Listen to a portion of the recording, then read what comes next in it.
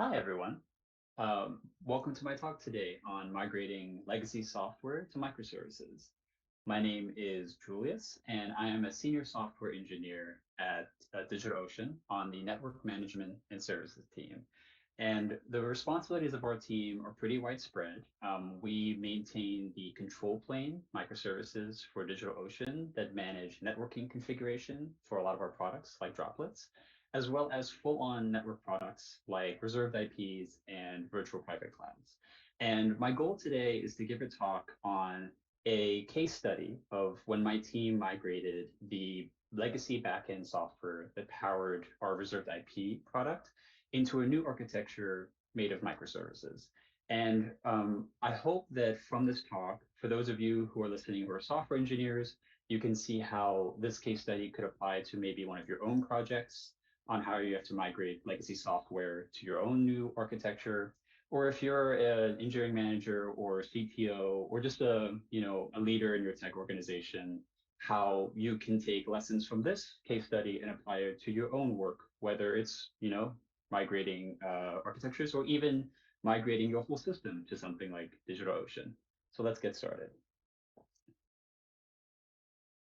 So like I said, instead of giving just an overview of migrating legacy software, I wanted to utilize a case study of a project that my team completed last year, in which we went through a complete migration of the software that powers our reserved IPs product.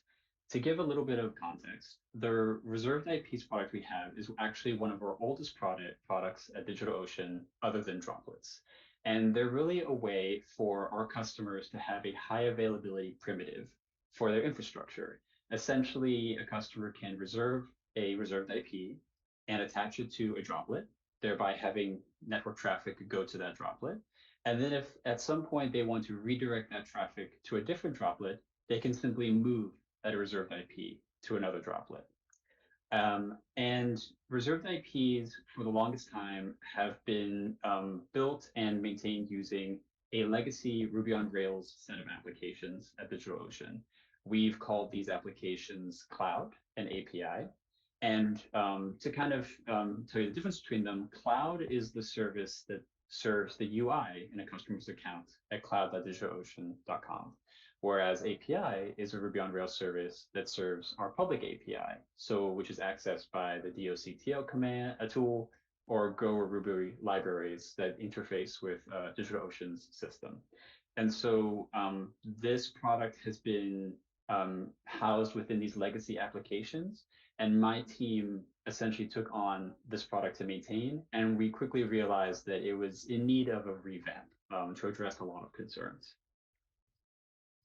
And so, as with any legacy system, once it reaches a point that it's no longer achieving all of the goals you wanted to, we had quite a few pain points with this system in particular. And some of these that may ring true to you if you've worked at this kind of legacy system before. It's difficult to maintain these applications over time. And you essentially have a point where there's slower feature development and improvements. Because these applications were built long ago when we had less powerful tools with observability, we couldn't really see a lot of the performance metrics we wanted to, as well as why certain issues were occurring within these services for reserved IPs, which was causing issues for our customers. And additionally, these Rails applications actually served many of our products, not just reserved IPs. And so there was a lack of independent scalability for if we wanted to scale up the reserved IP product for higher usage. We also had a lot of friction for internal integrations. In fact, a lot of other products at DigitalOcean behind the scenes uses reserved IPs for their own infrastructure, and not being able to have an ease of use with those teams and their software was causing a lot of problems. Additionally, we realized we could have a lot better performance for reserved IPs if we were able to migrate out of Rails and into a new architecture made of microservices written in Golang. And finally, like I kind of mentioned before, these applications were the cause of many random bugs for our customers and leading to a lot of reports that our team had to triage and look into and resolve. Many of these point problems are very common in legacy systems, but once enough of them add up, it's a pretty good sign that something has to change. And so our team decided that it was time to invest our efforts into a revamp of this system and migrate it over to a new system. And a couple of the driving factors, aside from those pain points, were things that had changed within DigitalOcean's engineering team. Over time, DigitalOcean has become a huge user of Golang and gRPC with our internal services. And with that has became a reduction in the number of engineers with extensive knowledge of Ruby on Rails and experience using it. Additionally, over time, as DigitalOcean has grown and we've had more and more customers come to our platform, we just had increased scale of traffic that we had to handle, and it was becoming a little too much for the system to bear. And so, to kind of kick it off at a high level, we decided that we needed to first put together a plan for how we wanted to migrate this legacy system. We needed something in place to use and leverage as we went along so that we could make sure that the new architecture was a success.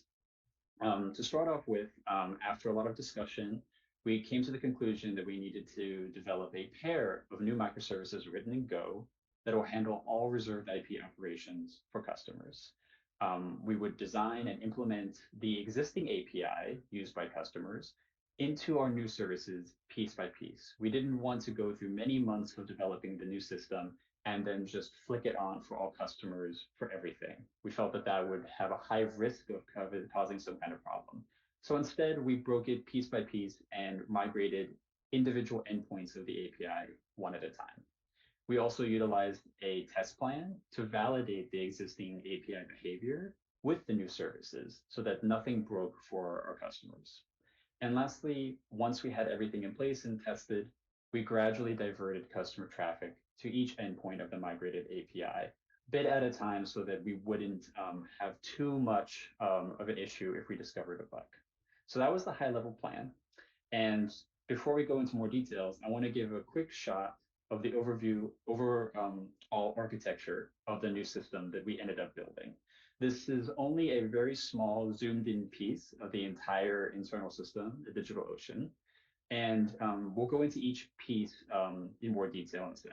But as a quick overview, starting from the left, we have an API gateway that actually fronts pretty much all external traffic into our system for all of our products. This API gateway then redirects requests to the appropriate microservice to the appropriate product. So if there's requests for customer droplets, it goes to a service that handles that. For us, it redirected reserved IP operations to our new system. We built an aggregator microservice whose goal was essentially to gather all of the information needed to return an appropriate response to a user for their request. So it would reach out to several other microservices in the system to gather data on the reserved IP, user data, the droplet if a reserved IP is attached to it, any events that occurred for that reserved IP, as well as the region or data center that reserved IP and droplet live in. And then it would return that back to the user. We also built an orchestrator service, which really handled all of the downstream effects needed when a reserved IP was created, updated, or deleted. And the orchestrator service would orchestrate all that to happen by communicating with many other services in the backend, as well as a MySQL database. So to kick it off, we'll first talk about the aggregator service. This is a Golang microservice that receives customer requests, and then it parses those requests, and then, if needed, communicates with the orchestrator service. And additionally, like I said, this aggregator service will fan out requests to other internal services for information, thereby aggregating that data for a response payload. The orchestrator service is separate and handles the actual CRUD operations on reserved IPs. So if a user requests to reserve an IP for their account, the orchestrator will make sure that that happens, as well as if the reserved IP gets updated, so moves between different droplets, or is even deleted from the user's account. And it kicks off downstream operations by speaking to other necessary microservices that will eventually update the networking configuration of a droplet. It also handles the recording of events on reserved IPs for our own internal auditing system. And lastly, it emits events based on how reserved IP's state is changing to a Kafka cluster so that our billing team can update a customer's billing as needed when a reserved IP is reserved, updated, and deleted. So that was the overview of the system we built and the individual microservices. Now I want to talk about the actual start to end journey that we went through in migrating the legacy system from the Rails applications to our new microservices and how that may be useful to you. So first, we decided that we actually need to understand the existing legacy system and its pain points before we can really go about designing and implementing any changes. Because the existing legacy system was so old, and many engineers who had worked on that system had then since left DigitalOcean or moved to different teams, we were basically jumping onto a system we didn't have complete knowledge on. So our first thing we had to do was essentially reach out to all the people who were still at DigitalOcean, who we could talk to understand that system. We also went about reading the code, going through the entire lifecycle of reserved IP, and just documenting the existing behavior of the code and integrations within our system. So we gathered all of this behavior, this tribal knowledge from the engineers, and on top of that, we gathered data on the current performance metrics so that we can identify what areas in particular we needed to improve on now that we had this chance to update the whole system. Once we had collected all this information, we made sure to document it, and we also shared it within our team so that we could build knowledge amongst ourselves for designing and for code review. Not all of the team was 100% of the time working on this migration. So having documents we could share really helped people on ramp when we needed them to help us out. And the great thing was that the notes from this initial discovery not only fed into the design of the new architecture, but it also gave us those references for why we made decisions early on or what things didn't work out. So it just continued to give benefit throughout this journey. After we'd gone through that discovery, we went through a design process where we basically took the existing API for reserved IPs, which had about 18 different endpoints that needed to be migrated. And so we took and went through the complete development, test, and deployment lifecycle for each of these endpoints one at a time. To do this, we wrote a short design doc for each endpoint just to once again document existing behavior, how we wanted the new code in the new microservices to look, what kind of issues we may run into, and other improvements. And then we would give that to the team for a quick cycle of feedback so that we could see if there's anything we missed or other opinions we hadn't heard yet. And actually, these documents served as a very valuable framework for future projects. DigitalOcean has a good culture around documenting new developments or improvements to the system, and taking a moment to write everything out before going to implementation really refined a lot of ideas. And so once we finished the design process for an endpoint, we started development on it. And once we had finished the development of that endpoint, we then made sure we had an exhaustive test plan so that we could use it alongside our unit tests and our integration tests to validate that everything worked as expected. And to be clear, the test plan was really end-to-end test cases from the user's perspective. What we did was we captured the expected behavior of each endpoint as it existed in the legacy system. And then we also considered any permutations of bad requests, possible invalid data we were given, and how we would address those issues. So once we had finished development of an endpoint, we would then exercise this test plan for the endpoint. We would do it in our local development and even our staging environment just to flush out any issues we didn't catch in the design process. And this allowed us to fix any bugs that were uncovered, spot performance issues before customers received them, and so on. And then we get to the rollout phase for the endpoint. And what we were able to use was a gradual rollout process involving a feature flipper, which I'll go into more detail in just a second. So once we finished the testing phase for our endpoint and we in the new microservices, we then began redirecting production traffic to that new endpoint. And we would be able to start with a very small percentage of all customers, say 5%, and then let it quote unquote soak. So we would just give it some time to be in production and see the effects. And if everything looked good, we would increase gradually to 25, 50 or more up until 100% of traffic was going to that endpoint in the new services. This allowed us to observe impact in production while also minimizing the blast radius if there was an undiscovered bug or something else occurred. And this feature flipper was actually implemented already in the API gateway of our system. So the API gateway in our system has this feature flipper feature inside of it.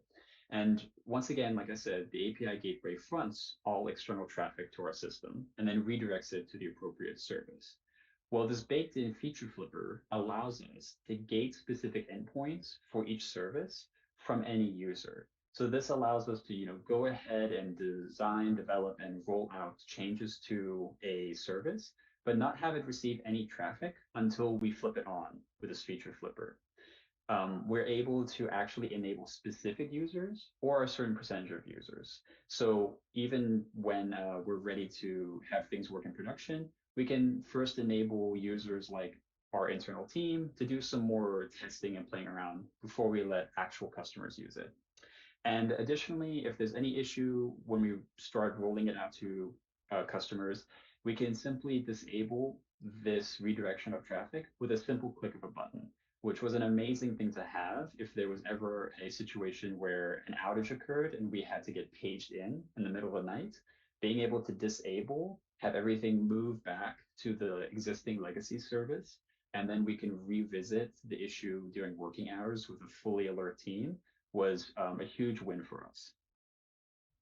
So just to go over at a high level how this looks, we have customer requests coming through the API gateway, and we have the services here. And so we start off with 100% to the legacy services, with 0% going to the new microservices. And as we gradually increase this, we have traffic split between them until eventually we get to a point where 100% of traffic is going to the new microservices. And once we finish the migration process for all of the endpoints, the entire API, and no traffic is going to the legacy services for reserved IPs, we could then go about and actually remove that old code if we wish. And so that was the journey for us for migrating the system. And the final slides here, I just want to show some end results that we had and some takeaways. This whole migration actually yielded us some pretty impressive improvements. We were able to significantly decrease the response time of some operations by 4 to 10 times.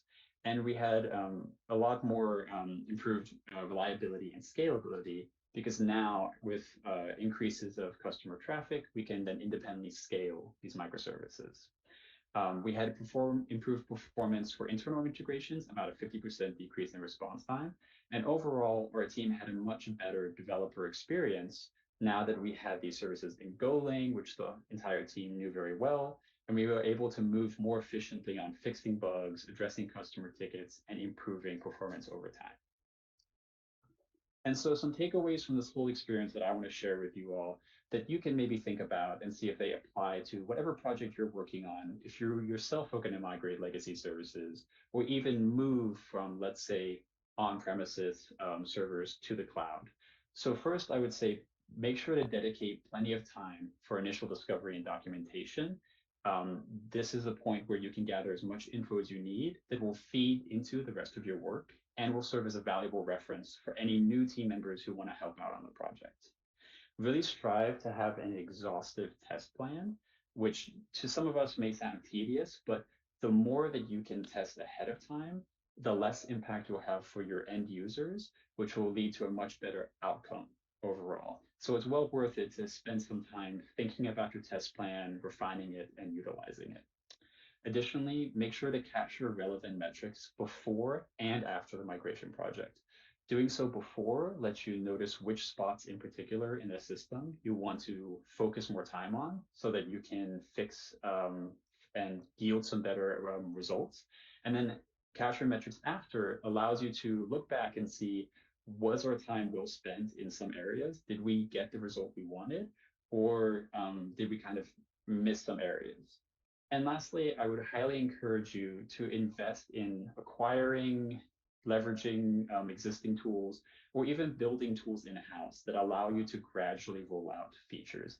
It's an incredible way to allow you to move more quickly to deploy to production, get feedback from users, while also limiting the impact if there's an issue and making the on-call experience much, much smoother by just reverting everything back if there's a problem.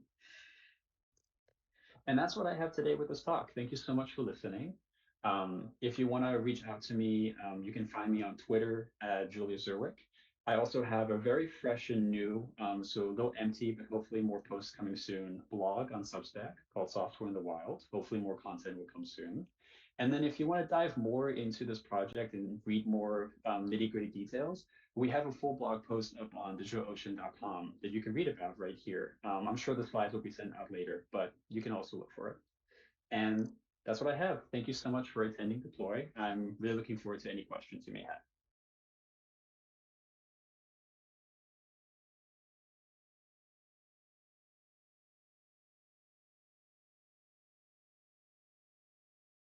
Okay, I believe there's some questions um, in the chat that I can go into. Um, so let me go ahead and read off them. So how do we know that microservices won't be difficult to maintain over time as well? That's a really good question. And I think this is the point where you really have to work out these details at the start of the project and in your planning to make sure you're making the right decisions. So for example, one key driver of this migration was we were going to migrate from Ruby on Rails to Golang because there was much more experience and knowledge on the team now with Golang, which was going to make maintaining it over time much, much easier. I think it also comes into question on whether in doing this migration to microservices, you're able to leverage newer and better tools, deployment strategies that's going to make your life much, much easier. So it's definitely an important question to ask on whether it won't be more difficult to maintain over time. But yeah, just it's really important to consider like what benefits are you gaining? Are you moving in a direction that overall the team feels more comfortable to work on that system over time? Um, let's see. Another question is, I'm curious if you ended up mirroring traffic as you were migrating. I'm not too sure if I fully understand, but I think by mirroring traffic, maybe the intention was to essentially duplicate traffic, as in send traffic to both the legacy services and the newer services and see if the outcome is the same. If that's the correct interpretation from this question, we did not end up doing that. There wasn't anything built in-house yet for us to kind of do that. We felt like we were getting a lot of the proper feedback that we needed for the project by using our test plan ourselves, basically a bit more manually comparing the results of the new system versus the old system. So the test plan had us kind of covered there. That might be a useful technique for similar projects, but we didn't end up mirroring traffic. Another question, how many people worked in the core team on this project? Full time, about 2 people worked on this over a span of around 6 months or so. But there was definitely another team member or two who hopped in at certain points when we needed assistance. And those were the members who actually did a lot of the development and the design and the implementation and testing. But we did have some folks come in and help us out at times. And overall, the whole team was open to giving us feedback along the way. All right. Next question. Let me see here. Um, how can we handle an edge or on-site database or service that should still work in case of network outages? For example, an e-commerce system that prepares the groceries in the local system with a picking system. So I'm not too sure how this question may relate to the migration from legacy services to microservices. I think this question kind of is asking about the issue of a single point of failure in your system. So like here it's talking about an edge or on-site database or service that could it be affected by a network outage. And so really the problem here is that you have a single, maybe a single database or service that's using a single set of networking gear to receive network traffic. And if that network gear fails, what do you do? And really the name of the game there is to figure out ways to remove that single point of failure. It might be that you have a replica of that database sitting on different networking gear, but able to have the same data stored. So then if the networking gear for one database goes down, you might have the networking gear for the other still working and you can still serve traffic and then figure out a way to reconcile later. Um, I feel like this is maybe one of those cases where you really do want to look at if you can move something to the cloud where you can more easily set up this replication or have things sitting in close but different data centers or regions. Anything to really make sure that you're not having everything flowing through the same networking or just kind of make sure that you have some distribution there.